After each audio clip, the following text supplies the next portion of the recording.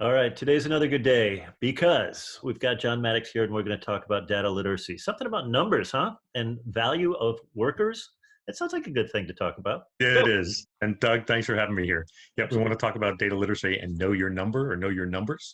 This is going to be webcast 1.2, and we're going to focus on the employee value curves during this one. So if you haven't been here before, we're going to talk about building your data literacy, 3 to 5 minute webinars, data rich content. And Doug, thanks for showing my books. Yep. And please, as we post this, follow up, ask questions, post reactions, share your examples. We'd love to hear from you on this. Good. All right, so let's talk about employee costs and then value. And just to get started, don't want to overwhelm you with spreadsheets, but you can't create curves, you can't monitor your data until you actually have some. So what we see here is some cost information. And this is only part of a spreadsheet that I built for us.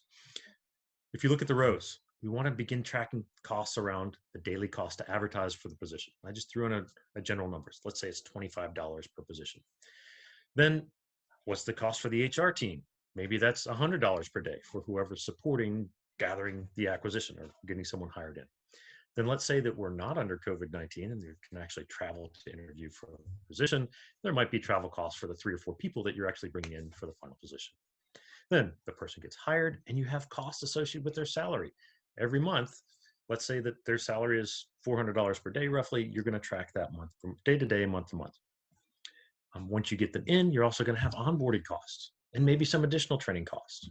You're going to have costs for the equipment, things like computer, phone, maybe their wireless plan. And then lastly, if they're in an office, hopefully, some of us will return to offices someday, you have to pay for that office space too.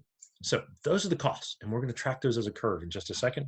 But we also want to look at productivity because Ooh. productivity balances cost, especially for knowledge workers, right? So let's say the individual productivity, a person who's making $100,000 a year, you look at it, it's going to be roughly $800 a day for 22 months out of 22 days out of a month. So you can see over here to the right, we're tracking things like the average cost per month for that person's salary, which would be $4,400. No, I'm sorry, it'd be $8,800. That comes in on the later side of the spreadsheet. But on Don't their worry about first the numbers here. month, their paycheck, if it's every two, never mind. All right. I'm So tracking. let's take a Keep look. going. Trust me on the numbers in the spreadsheet on this one. Yeah. We want to move towards curves because that's what your stakeholders are going to want to look at. So here's our cost curve. And notice that anything in parentheses, that's going to be a negative value, so that's a cost.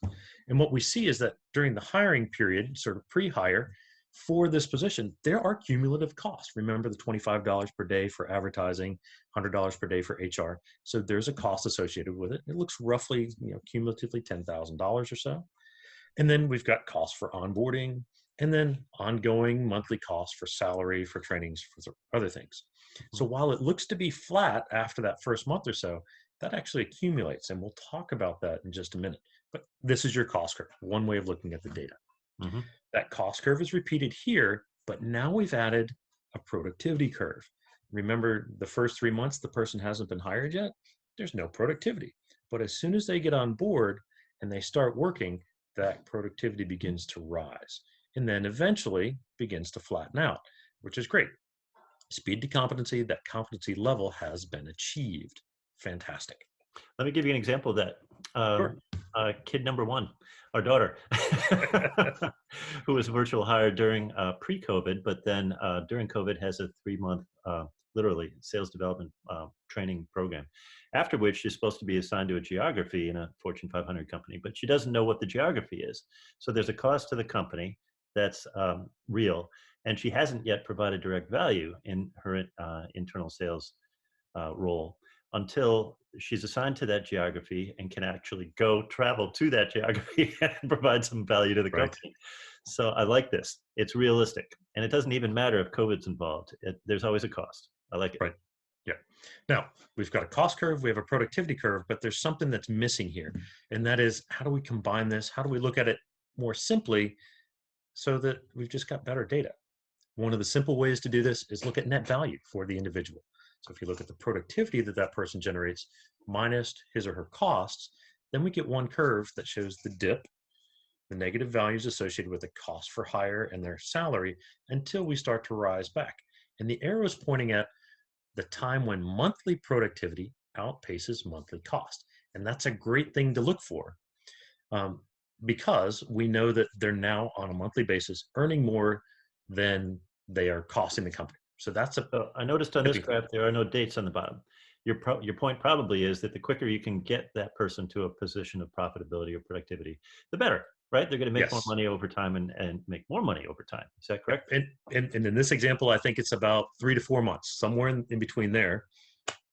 That's when they're beginning to cover their costs.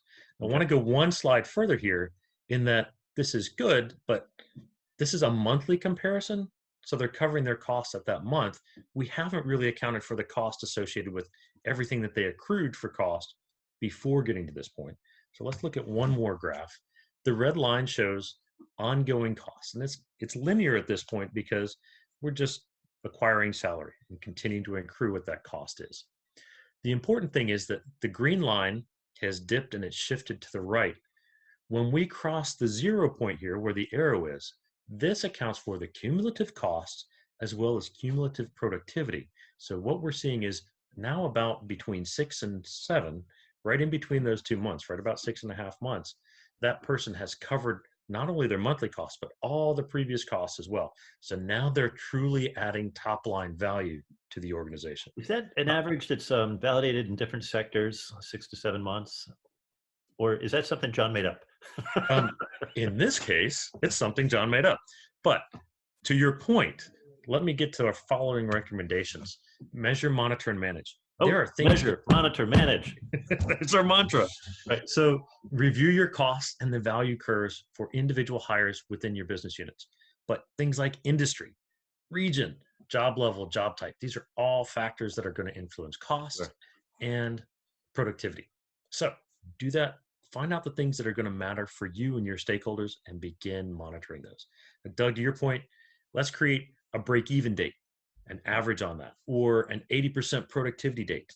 Find out where that level is for each role, each region, each job, and then those become your averages for benchmarking. I did this once years ago, and it was totally demotivating to my neighbor who was doing some marketing work on a part-time basis for her. And I said, I'm not sure that this is accurate data, but it appears that the ROI of my investment in you at this time is negative. And she said, and the net for both of us is that we determine how to reconfigure our measurement and then compensate her in a better way. So what I'm hearing is that numbers lead to business decision making that might be helpful for anybody. If you don't measure, you don't know what's going on. If you don't monitor, you can't have that conversation. When you have that conversation, you can take action, and that action becomes management for the business. So perfect. Ooh, another great soundbite from John Matt. There we go. All right, I'm going to pause it. Let's get going.